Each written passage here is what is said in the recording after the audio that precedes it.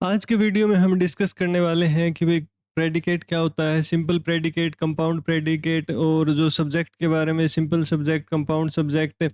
उसके बाद हम जब आगे सेंटेंस के टाइप पढ़ेंगे तो उसमें हम डिस्कस करेंगे कि भाई सिंपल सेंटेंस के कॉम्प्लेक्स कंपाउंड क्या होते हैं, कंडीशनल क्या होते हैं। इसके अलावा जो क्लास वगैरह के बारे में बहुत सारे बच्चों के डाउट है वो हम डिस्कस करेंगे, क्योंकि जब हम क्लास को अच्छे से समझेंगे तभी हमें सिंपल कॉम्प्लेक्स और कंपाउंड सेंटेंस के बारे में अच्छे से समझ में आएगा। और उसके बाद जब हम इन चीज़ों को सीखेंगे तो अगर आप बेसिक से बिल्कुल सीख रहे हो तो आपके माइंड में डाउट भी आने चाहिए कि भाई सर आपने जो बताया कंपाउंड प्रेडिकेट और जो कंपाउंड आपने बताया था सेंटेंस, क्या दोनों एक हैं? वो दोनों एक नहीं होंगे भाई, मैं आपको क्लैरिफाई करूँगा किस तरीके से। और इसके अलावा जो भी भाई आपके माइंड में कोई डाउट आ रहे हैं तो वो आप कमेंट में लिख सकते हैं। इसके अलावा 1-2 दिन में हम अपना जो व्हाट्सएप नंबर या ईमेल आईडी डाल देंगे, जहां आप हमें अपने सुझाव दे सकते हैं। ठीक है? तो आज की हम क्लास स्टार्ट करते हैं। देखिए, हमने जो लास्ट क्लास थी उसमें हमने डिस्कस किया था कि भाई हमारी इंग्लिश लैंग्वेज का ओरिजिन किस तरीके से, जो इंग्लिश के बेसिक्स क्या है, जहाँ से 5-4 क्वेश्चन बनते हैं। सबसे पहले हमने इंग्लिश जो लैंग्वेज को सीखने का क्रम हमने डिस्कस किया था, जो एग्जाम में पूछा जाता है LSRW। और हमने देखा था लैंग्वेज किससे बनी है, साउंड से। साउंड के बाद लेटर, लेटर के बाद हमारे पास क्या आ गए थे, वर्ड आ गए थे। अगर जिसने पिछली वीडियो नहीं देखी है तो वो एक बार उसे देख सकते हैं। मैं यही उम्मीद कर रहा हूँ कि भाई आप लोगों ने वो वीडियो अच्छे से देखी है। इसके बाद वर्ड से क्या बनाए हमने भाई, फ्रेज, और उसके बाद सेंटेंस। फ्रेज क्या था? जब हम वर्ड को एक साथ रख दें, उनका ग्रुप बना दें, लेकिन उसका कोई मीनिंग ना हो। जैसे मैंने लिख दिया राम एंड श्याम। अब ये ग्रुप ऑफ वर्ड तो है लेकिन इसका कंप्लीट मीनिंग नहीं है भाई, राम एंड श्याम, मैं इससे क्या समझूं? तो इसका मतलब जब तुम्हारे, और इसके अलावा जब मैंने कहा सेंटेंस, सेंटेंस होता है ग्रुप ऑफ वर्ड जिसका एक मीनिंग हो। जैसे मैंने कहा कि भाई ही रोट ए लेटर, ये ग्रुप ऑफ वर्ड है और इसका एक मीनिंग लिख रहा है, निकल रहा है कि भाई उसने जो लेटर था वो क्या किया, लिखा। तो जब ग्रुप ऑफ वर्ड का कोई मीनिंग ना हो तो वो क्या है, फ्रेज।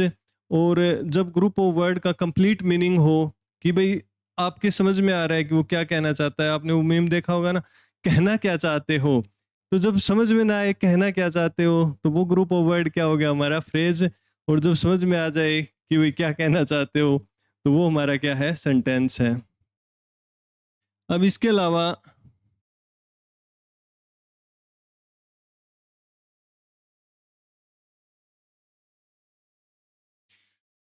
हमने डिस्कस किया था कि भाई सेंटेंस क्या है, ग्रुप ऑफ वर्ड जिसका क्या हो, अपना मीनिंग हो।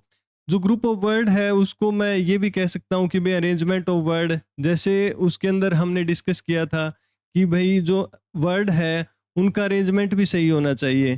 ठीक है, तभी वो क्या माना जाएगा, सेंटेंस माना जाएगा। और अरेंजमेंट ऑफ वर्ड को हम ये कह सकते हैं कि जो हमने बात कही है उसका स्ट्रक्चर सही होना चाहिए, कि भाई किस तरीके से वो फॉर्म होगा, कि भाई सब्जेक्ट के बाद ये चीज़ यूज़ होगी, इससे पहले ये यूज़ होगा। जो भी चीज़ होती है, subject, verb, object, helping verb, ठीक है, एडजेक्टिव, एडवर्ब, उनकी जो पोजीशन है वो सही जगह होनी चाहिए। तो वो क्या होता है, अरेंजमेंट। अभी हम इसको डिस्कस करेंगे।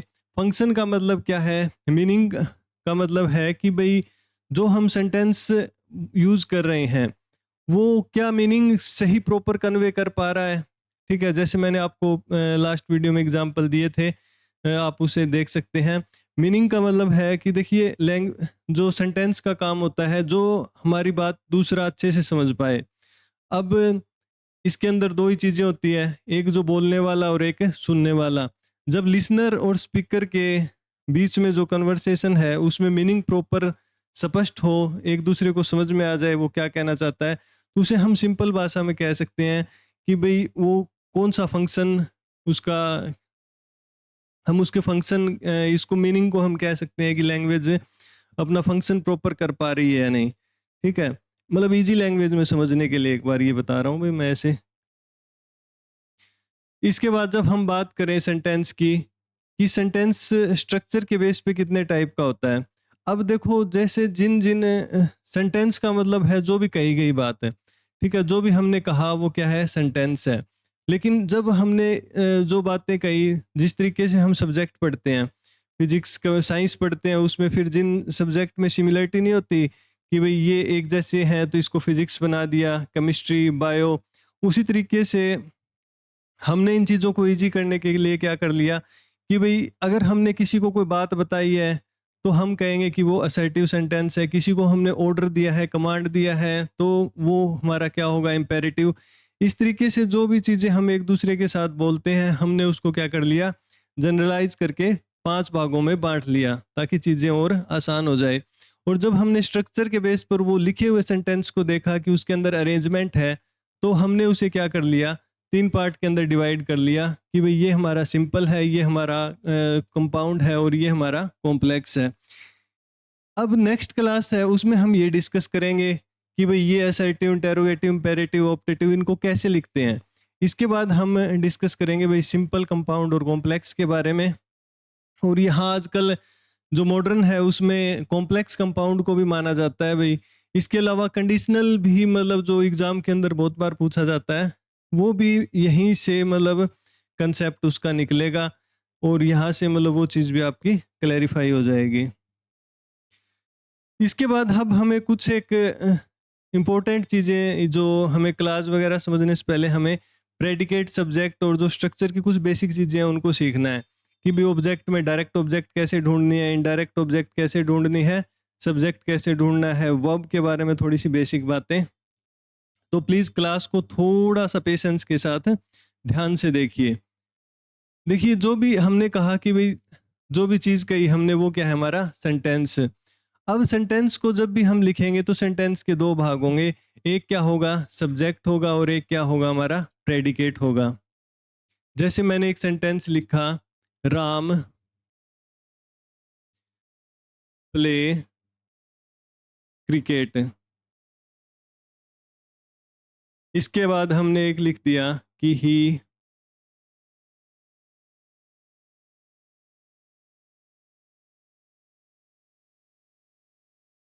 Saint us invitation.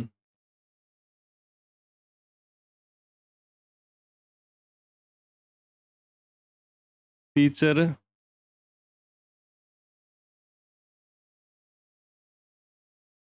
Teach us English. ये कुछ एक सेंटेंस हमने लिखे हैं भाई। अब इनमें सब्जेक्ट कौन सा है, प्रेडिकेट कौन सा है, हमें ये चीजें ढूंढनी है। सेंटेंस के 2 भाग होते हैं, सब्जेक्ट और प्रेडिकेट। सब्जेक्ट क्या होता है भाई, सब्जेक्ट होता है जो सेंटेंस का मेन फोकस है, जिसके बारे में हम बात कर रहे हैं। या फिर हम सिंपली हम ये कह सकते हैं कि भाई जो उस एक्शन को परफॉर्म कर रहा है वो क्या है, हमारा सेंटेंस, वो जो सब्जेक्ट है। एक इसमें जो ये डूअर वाला कंसेप्ट है भाई, जब हम वॉइस पढ़ेंगे तो वो फेल हो जाता है, क्योंकि एक बार लेकिन आप इजी लैंग्वेज में समझने के लिए समझ सकते हो कि भी जब आपसे पूछे कि सब्जेक्ट, अगर आपको सब्जेक्ट ढूंढना है तो आप कह सकते हैं कि भी जो सेंटेंस में जिसके बारे में बात कर रहे हैं वो सब्जेक्ट है, या फिर उस एक्शन को परफॉर्म करने वाला सब्जेक्ट है, या जो मेन फोकस जो है सेंटेंस का वो हमारा क्या है, सब्जेक्ट है। देखिए अब हम इसको और सिंप्लीफाई करने के लिए एक बार बेसिक लेवल पर हम ये लिख सकते हैं कि जो हमारा सब्जेक्ट होगा, हम कैसे लिखते हैं किसी भी सेंटेंस को, सब्जेक्ट, वर्ब और ऑब्जेक्ट। हालांकि जब हम पढ़ेंगे उनको असर्टिव, इंटेरोगेटिव, उसमें मैं पूरा सिखाऊंगा कि कैसे क्या चीज़ें लिखनी है। लेकिन एक बार के लिए बेसिकली आप ये लिख लो कि भी सेंटेंस को हम सब्जेक्ट, वर्ब और ऑब्जेक्ट। अब इन तीनों में हम ये कह सकते हैं कि जो सब्जेक्ट हमारा ये आ गया, और जो वर्ब और ऑब्जेक्ट जो बची हुई चीज है वो हमारा क्या है, प्रेडिकेट है। तो हमने जो सेंटेंस लिखे, इसके अंदर हम राम प्ले क्रिकेट, कि भाई राम क्रिकेट खेलता है, हम बात किसके बारे में कर रहे हैं, क्रिकेट कौन खेल रहा है, राम। तो राम हमारा क्या हो गया, सब्जेक्ट हो गया। और सब्जेक्ट के बारे में जो इंफॉर्मेशन हमें दी गई है वो हमारा क्या है, प्रेडिकेट। यानी कि सेंटेंस के अंदर सब्जेक्ट के बारे में जो कुछ भी कहा गया है वो क्या है, प्रेडिकेट है। सेंटेंस में सब्जेक्ट के बारे में जो कुछ भी कहा गया है वो हमारा क्या है, प्रेडिकेट है। जैसे ही सेंट अस इनविटेशन, कि उसने हमें इनविटेशन भेजा, यहाँ पर जो भेजने का काम किसने किया है, उसने, ही ने। तो हम बात किसके बारे में कर रहे हैं कि उसने हमें इनविटेशन भेजा, ही के बारे में। तो ही हमारा क्या हो गया, सब्जेक्ट हो गया। और सब्जेक्ट के बारे में जो कुछ भी लिखा गया है हम, वो हमारा क्या है, प्रेडिकेट। प्रेडिकेट में देखो सारी चीजें आ गई भाई, ऑब्जेक्ट भी आ गया आपका, वर्ब भी आ गई, इसके अलावा जो भी और एडिशनल इंफॉर्मेशन होगी वो भी सब क्या होगा, हमारा प्रेडिकेट होगा। अब टीचर टीच अस इंग्लिश, तो हम बात किसके बारे में कर रहे हैं, टीचर के बारे में। तो इसके अंदर जो हमारा सब्जेक्ट है वो क्या है, टीचर। और जो टीचर के बारे में कि भाई टीचर क्या करता है, इंग्लिश पढ़ाता है, टीचर के बारे में जो बात बताई गई है वो सब क्या हो जाएगा, प्रेडिकेट। अब हम इससे भी सिंपल पता कर लेते हैं कि भाई ऐसे भी ना पता लगे तो हम एक हु से क्वेश्चन करना है। हु से जब हम क्वेश्चन करेंगे, हु का मतलब है कौन। जब हम इससे क्वेश्चन करेंगे ही से, तो वो हमारा क्या, जो उसके हमें जो जवाब मिलेगा वो हमारा क्या होगा, सब्जेक्ट होगा। तो यहाँ पर हु प्ले क्रिकेट, कि क्रिकेट कौन खेलता है, राम। तो ये हमारा क्या हो जाएगा, जवाब हो जाएगा। इनविटेशन किसने भेजा, ही, उसने। तो ये हमारा क्या हो जाएगा, सब्जेक्ट। अब कौन पढ़ाता है, टीचर, तो वो हमारा क्या है, सब्जेक्ट। तो इसके बाद हम बात करते हैं कि भी हमने देखा कि सब्जेक्ट के बारे में जो कुछ कहा गया है वो प्रेडिकेट है, या हम ये कह सकते हैं कि वर्ब, और उसके बाद जो भी इंफॉर्मेशन है वो प्रेडिकेट है। लेकिन एक बार हम थोड़ा सा हम यहाँ लिख लेते हैं कि ऑब्जेक्ट, ताकि हम थोड़ी सी बेसिक मतलब इनके क्लियर कर पाए। ये जो इंफॉर्मेशन है हमारी, ये क्या है, प्रेडिकेट।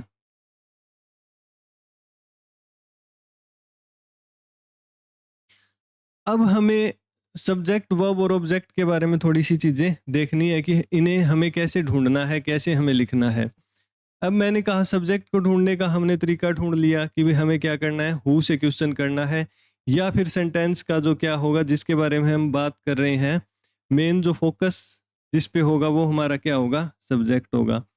अब वर्ब क्या होता है, वर्ब के बारे में जब हम by parts of speech discuss करेंगे तब और ज़्यादा डिटेल में डिस्कस करेंगे कि वर्ब क्या होता है, जो एक्शन और स्टेट को रिप्रेजेंट करे।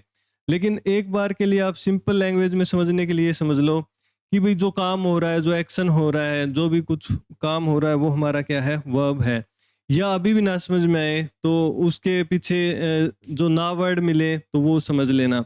जैसे खाना पीना, खेलना, दौड़ना, सोना, रोना, नहाना, ठीक है। तो ये सब क्या है, हमारे वर्ब हैं। तो हम ये कह सकते हैं कि वर्ब हमारा क्या होता है, एक्शन। हालांकि वर्ब दो चीजें रिप्रेजेंट कर रहा है भाई, एक्शन और स्टेट। लेकिन एक बार आप सिंपली समझने के लिए देखो, मैं अपने हिसाब से सारी चीजें क्लियर करवाऊंगा जैसे जैसे क्लास से आगे बढ़ेगी। अब ऑब्जेक्ट क्या होता है भाई, अब हमारे पास क्या है, काम हो रहा है, ठीक है।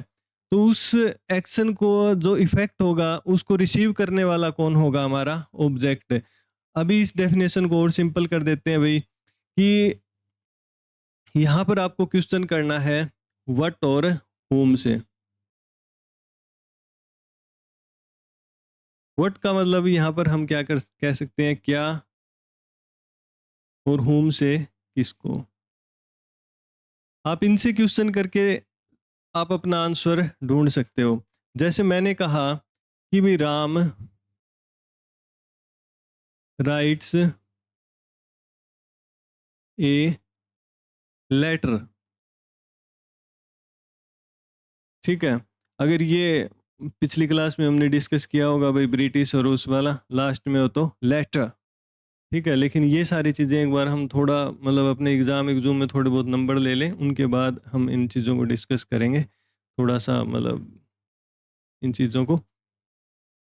तो हमारे पास ये एक सेंटेंस लिखा हुआ है, तो हमें ढूंढना है इसमें सब्जेक्ट, कि भाई यहाँ पर क्या है कि राम पत्र लिखता है। तो लिखने का काम कौन कौन कर रहा है, हु राइट्स ए लेटर। तो यहाँ पर हमें क्या करना है, इसको छिपा के क्या लिखना है, हु।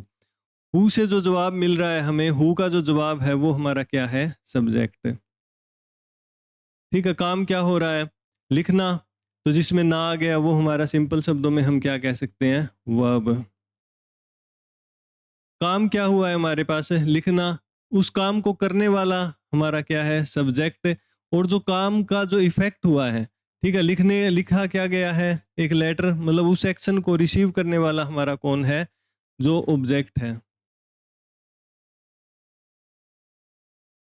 ठीक है, एक्शन को जो परफॉर्म करने वाला वो हमारा सब्जेक्ट है, और उसको रिसीव करने वाला वो हमारा क्या है, जो ऑब्जेक्ट है। ठीक है, हमें ढूंढना किससे है, व्हाट और whom से। अब हमने क्वेश्चन किया कि भाई क्या लिखा, राम ने क्या लिखा, राम ने क्या लिखा, लेटर लिखा। अब हम एक दो एग्जांपल और लेते हैं कि भाई ही किल्ड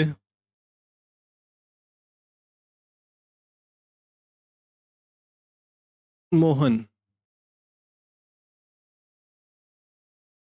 यहाँ पर एक्टिविटी क्या हुआ है कि भाई उसने मोहन को मार दिया। तो मान लो काम क्या हुआ है, मारना, ना आ गया तो ये हमारा क्या हो गया, एक्शन क्या परफॉर्म हुआ, मारने का, तो ये हमारा क्या हो गया, वर्ब। किसने मारा भाई, हु। ठीक है, तो हु किल्ड मोहन, तो हमारे पास जो आंसर आया ही, तो ये हमारा क्या हो गया, सब्जेक्ट। अब हमने पूछा भाई किसको मारा भाई, मोहन को। ठीक है, तो ये हमारा क्या हो गया, ऑब्जेक्ट। अब ऑब्जेक्ट भी दो तरीके के होते हैं भाई, एक डायरेक्ट ऑब्जेक्ट और एक इनडायरेक्ट ऑब्जेक्ट।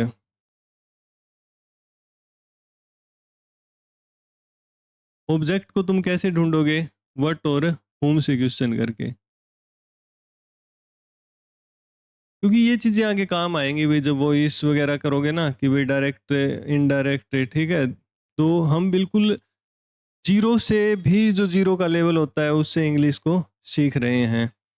तो इसमें हम क्या करते हैं कि जैसे ही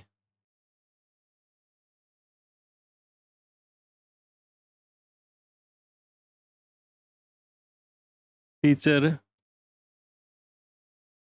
टीच अस इंग्लिश।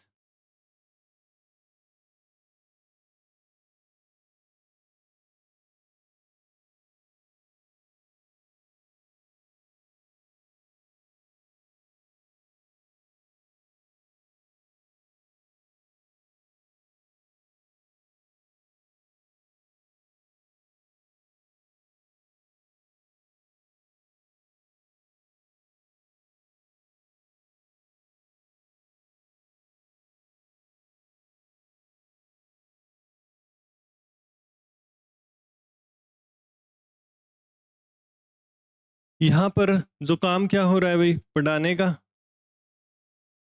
ये हमारा क्या हो गया, verb. Teacher teach us English से। ठीक है, तो उसको परफॉर्म करने वाला सब्जेक्ट। अब हमारे पास दो ऑब्जेक्ट हैं भाई। ठीक है, अब हमें इनमें ढूंढना है कि डायरेक्ट कौन सा है। और हम ये कहें कि भाई देखो, टीचर टीच इंग्लिश, कि टीचर इंग्लिश पढ़ाता है। ठीक है, तो यहाँ पर व्हाट का रिप्लाई आ गया, तो इसका मतलब ये भी क्या है, हमारा ऑब्जेक्ट है। अब हम ये कहें कि टीचर टीचर्स, ठीक है, टीचर किसको पढ़ाता है, हमें, तो ये हमारा क्या हो गया, ऑब्जेक्ट हो गया। अब हमें इनमें पता लगाना है कि डायरेक्ट कौन सा है और इनडायरेक्ट कौन सा है।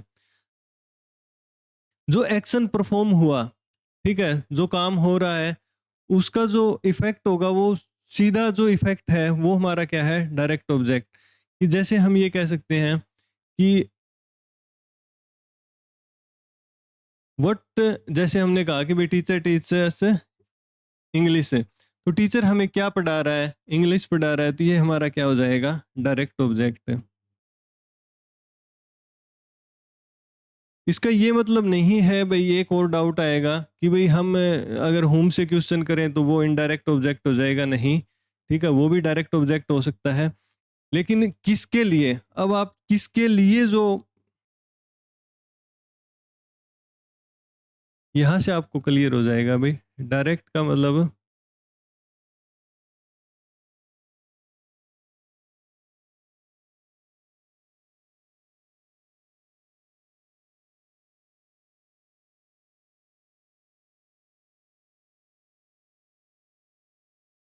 इनडायरेक्ट जिसके लिए वो एक्शन परफॉर्म हो रहा है वो हमारा क्या हो जाएगा, इनडायरेक्ट ऑब्जेक्ट हो जाएगा।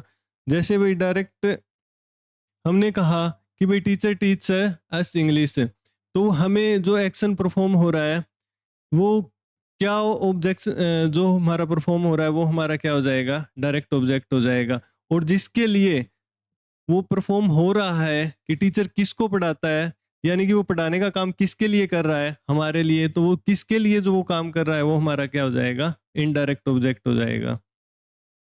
इसमें एक जो कंफ्यूजन आएगा उसको और समझ लेते हैं कि जैसे मैंने कहा कि इस सेंटेंस को हम इतना ही छोड़ दें, ही टीच अस, ये हमारा सब्जेक्ट, ये हमारा क्या हो जाएगा, वर्ब, और ये हमारा क्या हो जाएगा, ऑब्जेक्ट। अब जो एक्शन जो परफॉर्म हुआ है उसका सीधा इफेक्ट किस पर जा रहा है, इस पर। ठीक है, अब यहाँ कोई डायरेक्ट इनडायरेक्ट का चक्कर नहीं है। तो ये जो ऑब्जेक्ट है अब ये डायरेक्ट ऑब्जेक्ट बन गई है भाई। पहले ये क्या थी, इनडायरेक्ट, जब दो ऑब्जेक्ट हमारे पास थी, तो अब ये डायरेक्ट है। क्योंकि कई बच्चों को ये डाउट आता है कि भाई डायरेक्ट और इनडायरेक्ट कब होगी, जब दो ऑब्जेक्ट दे रखे हो। ठीक है, अगर ऑब्जेक्ट आपके पास एक ही है तो वो डायरेक्ट ऑब्जेक्ट ही है, उस एक्शन का जो इफेक्ट होगा वो वही रिसीव कर रही है। अगर दो दे रखे हैं, अगर हमारे पास सेंटेंस में दो ऑब्जेक्ट हैं तो एक डायरेक्ट एक इनडायरेक्ट, डायरेक्ट ऑब्जेक्ट कौन सा होगा, जो उस एक्शन का इफेक्ट है वो डायरेक्ट रिसीव कर रहा है। ठीक है, और उस एक्शन को वो जिसके लिए वो एक्शन परफॉर्म हुआ है, ठीक है, वो हमारा क्या होगा, इनडायरेक्ट ऑब्जेक्ट होगा। जैसे हमने एक दो एग्जांपल और लिखे होंगे भाई।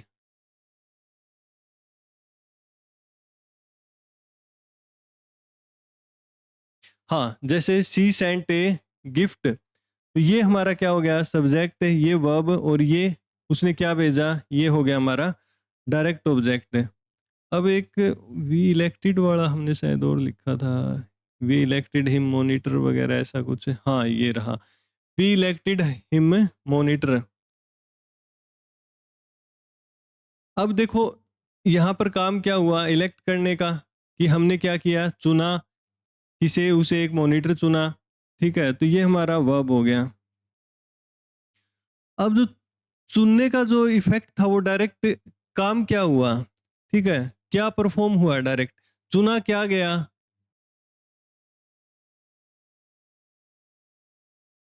मॉनिटर, तो ये हमारा क्या हो जाएगा, डायरेक्ट ऑब्जेक्ट।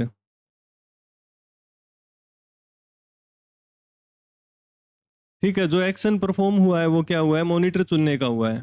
ठीक है, और ये हमारा किसको चुना है, जो भी किसके लिए ये जो काम हुआ है, ये हमारा क्या है, इनडायरेक्ट ऑब्जेक्ट।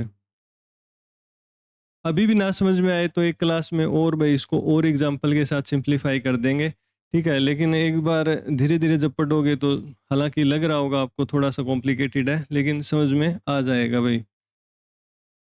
ठीक है, अब हम चलते हैं जो अपना जो टॉपिक चल रहा था कि भाई सेंटेंस क्या होता है, और जो हमारा सेंटेंस के अंदर सब्जेक्ट क्या होता है और प्रेडिकेट क्या होता है। ठीक है, सेंटेंस में हमने पढ़ा था सब्जेक्ट और प्रेडिकेट।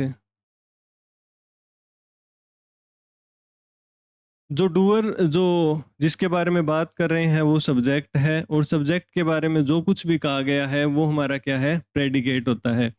अब सेंटेंस, ये जो सब्जेक्ट है हमारा, ये भी दो तरह का हो सकता है भी, एक तो सिंपल और एक कंपाउंड। और उसी तरीके से हमारा जो प्रेडिकेट है वो भी दो तरीके का हो सकता है भाई, सिंपल और कंपाउंड। अब हम इसको डिस्कस करते हैं भाई एक दो एग्जांपल से। जैसे मैंने लिखा कि भाई राम प्ले क्रिकेट।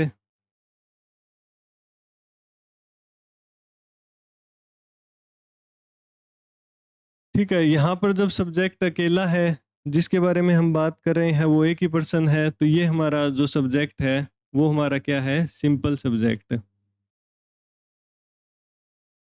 लेकिन जब ये एक से ज्यादा हो तो वो हमारा क्या हो जाता है, कंपाउंड। जैसे मैंने कहा कि भी राम एंड श्याम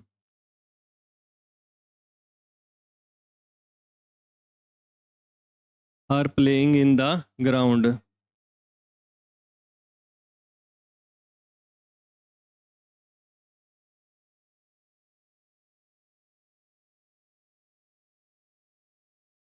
ठीक है, तो राम और जो श्याम है, यहाँ पर हम बात किसके बारे में कर रहे हैं? दो लोगों के बारे में। हम यहाँ अकेले राम के बारे में बात नहीं कर रहे, या फिर जो खेलने का काम हो रहा है उसको परफॉर्म करने वाले भी लोग कितने हैं? दो हैं। तो जब हम दो लोगों के बारे में बात कर रहे हैं तो ये हमारा क्या है? कंपाउंड सब्जेक्ट है। क्योंकि ये चीज़ें काम आएंगी भाई आगे, जब हम एरर वगैरह ढूंढेंगे जो अपने एग्जाम के, तो उसमें काम आती है कि भाई उसी के हिसाब से आगे जो स्ट्रक्चर लिखा जाता है। क्योंकि जब हमारा सब्जेक्ट सिंगुलर होगा, प्लूरल होगा, ठीक है, काउंटेबल होगा, अनकाउंटेबल होगा, इन चीज़ों का फर्क पड़ता है। ठीक है, तो बिल्कुल हमें बेसिक से चीज़ें इसीलिए सीख रहे हैं। इसके बाद हमने कहा कि भाई प्रेडिकेट है। जब सेंटेंस में ये मान के चलो कि उसने एक एक्शन परफॉर्म किया है, ठीक है, ये अगर एक एक्शन परफॉर्म किया है तो वो उसका क्या होगा? प्रेडिकेट। और उसे हम कहेंगे कि सिंपल प्रेडिकेट है। ठीक है, जैसे मैंने ये लिख दिया कि भाई राम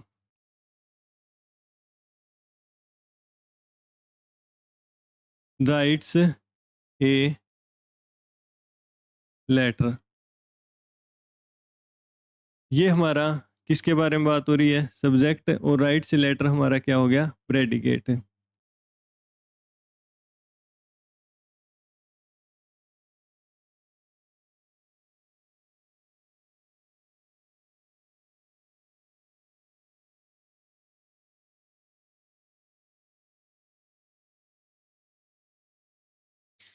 ठीक है, तो इसके अंदर उसने लिखने का काम किसने किया? राम ने। और जो वर्ब है वो भी हमारे पास क्या है? एक ही है। ये हमारा क्या है? Simple predicate. लेकिन जब जो काम करने वाला है या जिसके बारे में बात कर रहा है वो एक से ज्यादा एक्शन परफॉर्म करे, तो हम उसमें क्या कहेंगे? कि कंपाउंड जो हमारा प्रेडिकेट है। जैसे हमने एक एग्जांपल और लिखा भाई कि सी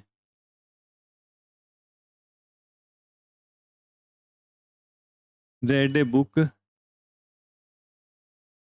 एंड रोट ए लेटर।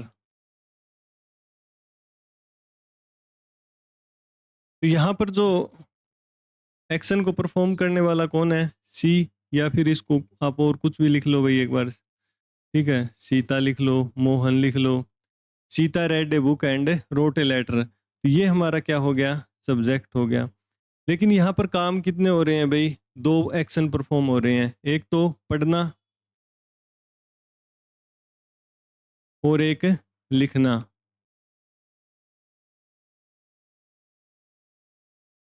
तो ये एक वर्ब यहाँ पर है और एक वर्ब यहाँ पर है। तो ये जो हमारा प्रेडिकेट होगा ये क्या होगा? हमारा कंपाउंड प्रेडिकेट। जब आगे मैं आपको पढ़ाऊंगा कि कंपाउंड सेंटेंस क्या होता है, तब आपके माइंड में डाउट आएगा कि कंपाउंड प्रेडिकेट और जो कंपाउंड सेंटेंस है वो क्या एक ही होते हैं। ठीक है, वो जब हमारी क्लास आएगी उसमें हम डिस्कस करेंगे। तो सिंपल सी बात है भाई, जब एक एक्शन परफॉर्म हो रहा हो तो हमारा क्या हो जाएगा? सिंपल। और एक से ज़्यादा हो रहा है तो हमारा क्या हो जाएगा? Compound predicate. अब इसी जो कंसेप्ट से आपकी जो निकल कर आएगा भाई क्लास का कंसेप्ट। ठीक है, अब इसी कंसेप्ट से हम डिस्कस करेंगे कि जो क्लास क्या होती है, इंडिपेंडेंट क्लास, डिपेंडेंट क्लास। तो एक बार इस वीडियो को अच्छे से देख लें। कुछ ना समझ में आए तो अपना कमेंट में डाल दें भाई, दोबारा और सिंप्लीफाई करके चीज़ें समझा देंगे। हो सकता है ऑब्जेक्ट वाला, डायरेक्ट इनडायरेक्ट वाला आपको थोड़ा सा हल्का सा लगे कन्फ्यूजन अभी भी, लेकिन वो ज़्यादा चिंता की बात नहीं है। एक बार आप ऑब्जेक्ट मतलब जब वॉइस का टॉपिक करेंगे तो और अच्छे से समझा देंगे। एक बार आप सिंपली समझ लो कि कोई भी जो काम हो रहा है वो हमारा क्या है? एक्शन परफॉर्म हो रहा है, वर्ब है। उस एक्शन को करने वाला हमारा क्या है? वो सब्जेक्ट है। और एक्शन जो हुआ है जिसके ऊपर उसका प्रभाव पड़ रहा है, ठीक है, वो हमारा क्या है? ऑब्जेक्ट है। जो एक्शन डायरेक्ट जिसके ऊपर प्रभाव पड़ रहा है वो डायरेक्ट ऑब्जेक्ट है, और जिसके लिए वो एक्शन परफॉर्म हो रहा है वो हमारा क्या है? इनडायरेक्ट ऑब्जेक्ट है। और प्रेडिकेट क्या होता है? सब्जेक्ट के बारे में जो कुछ कही गई बात है वो हमारा क्या है? प्रेडिकेट है। अगर एक वर्ब यूज हो रही है, एक एक्शन परफॉर्म हुआ है तो सिंपल प्रेडिकेट है, और एक से ज्यादा हुआ है तो कंपाउंड प्रेडिकेट है। इसके बाद अगला जो हमारा टॉपिक होगा वो सबसे इम्पोर्टेंट अब 3 टॉपिक और होने वाले हैं भाई। एक तो क्लास के बारे में हम डिस्कस करेंगे, इसके बाद जो इसमें दिक्कत आती है अभी बच्चों को, जो simple compound, complex, complex compound और कंडीशनल, जहाँ से हमारे अब एग्जाम के लिए क्वेश्चन बनने भी स्टार्ट हो जाएंगे। तो क्लास समझने के बाद कल हम इस टॉपिक को डिस्कस करेंगे। उसके बाद हमारा जो एक टॉपिक और होगा भाई पार्ट्स ऑफ स्पीच का, और उसके बाद हम टेंस का टॉपिक डिस्कस करेंगे, जहाँ से फिर आप चीज़ें लिखना सीखना शुरू करोगे। तो आज के लिए धन्यवाद भाई। अगर कोई डाउट हो तो आप कमेंट कर सकते हैं, एक दो दिन में हम अपना यहाँ जो व्हाट्सअप नंबर डाल देंगे। अगर कोई भी नोट्स वगैरह किसी भी चीज़ों की दिक्कत हो तो हम वो चीज़ें वहाँ डिस्कस कर लेंगे।